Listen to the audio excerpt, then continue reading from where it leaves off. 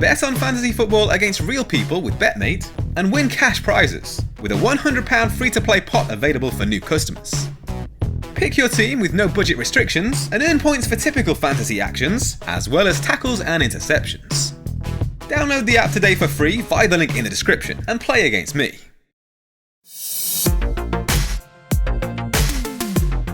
Welcome back everybody as we prepare for the return of Premier League football this weekend. But before we look ahead, let's remind ourselves of how the team fared in Gameweek 8. Nick Pope was a new addition on the wildcard, but he didn't get off to the best of starts. Bournemouth took the lead thanks to Philip Billing with an opportunistic flick, before Kieran Trippier earned his side a penalty when his cross was handled by Jefferson Lerma. The late decision to include Wilfred Zaha in the squad ahead of Jared Bowen meant starting James Maddison for his beautifully taken goal against Tottenham. No player during the game week took as many as his 7 shots, and his tally of 4 attempted assists ranked joint top amongst midfielders. Alexander Mitrovic had a frustrating evening against Nottingham Forest, failing to score from 4 attempts at goal. No forward took more during the game week. Isak meanwhile converted from the penalty spot after an otherwise quiet game against the Cherries, where he mustered up just a 0.07 non-penalty expected goals figure. The striker was called up for international duty with Sweden, but was subsequently sent home early after picking up an injury.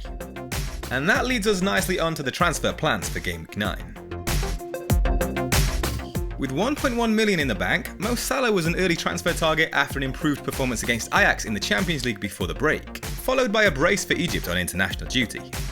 But the situation with Alexander Isak looks likely to delay Salah's return.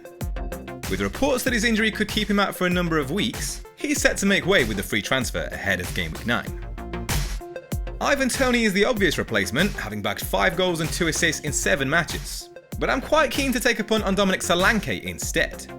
Offering a 1.5 million saving on Toney, the Bournemouth forward can help fund the path back to Salah and Alexander-Arnold in the near future. He's also got an advantage when it comes to fixtures, facing home ties with Brentford, Leicester and Southampton in the next 4 game weeks. Whilst his numbers for goal threat are absolutely second best to Toney, there has been an uptick in form for the Cherries since the departure of Scott Parker. They're undefeated in their last 3 matches, scoring 4 goals, and Solanke played a direct involvement in 2 of those. So assuming the reports on Isak's injury are accurate, he'll be making way for Solanke later in the week.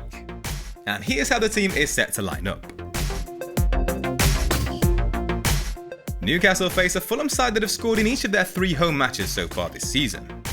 Just 5 teams can better their average of 2.3 goals scored per home match. But the Magpies have conceded the joint fewest number of goals on the road so far, with 3, despite facing 15 shots on target.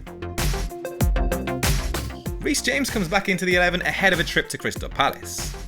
The England international lined up in a right wing-back role for Graham Potter's first match in charge, a 1-1 draw with RB Salzburg in the Champions League. He ranks top amongst defenders for expected goal involvement so far this season, with a figure of 1.97. No defender has taken as many touches in the opposition penalty box this term as João Cancelo, with 18.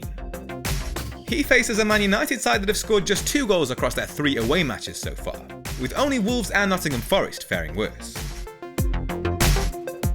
Wilfred Zaha replaces Andreas Pereira after that late decision to include him on the bench last game week. The Ivory Coast international has scored 4 goals in his last 4 appearances, averaging 7.3 points per game. No midfielder has been afforded as many as his 5 big chances this season, while only Martinelli, Son and Gordon have landed more shots on target. Despite Leicester's poor start to the campaign, James Maddison has been quietly ticking over with 3 goals and an assist in 6 matches. His tally of 20 shots ranks joint 3rd amongst midfielders, only behind Son and Martinelli, each with 21.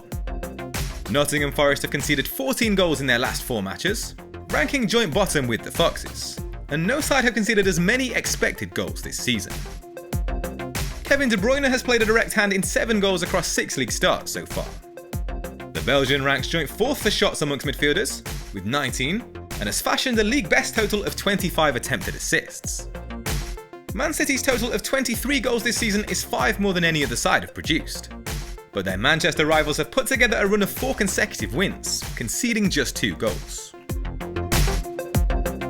And joining potential new signing Dominic Solanke up top is Alexander Mitrovic, who scored a hat-trick for Serbia over the international break. With 6 goals in 7 Premier League matches this season, he's averaged 5.9 points per game. No player has fired as many as his 31 shots, and he remains second only to Erling Haaland for big chances, with 8. In the absence of Mohamed Salah, it's likely to be Erling Haaland who wears the armband once again. James Maddison is a differential option worthy of consideration, due to his appetising fixture at home to Nottingham Forest. But the safe bet once again will be the Norwegian, who's delivered an attacking return in every single match so far, and shows no signs of slowing down. Despite their recent form, Man United have conceded in both matches against Big Six opposition so far, allowing 1.44 expected goals per game on average.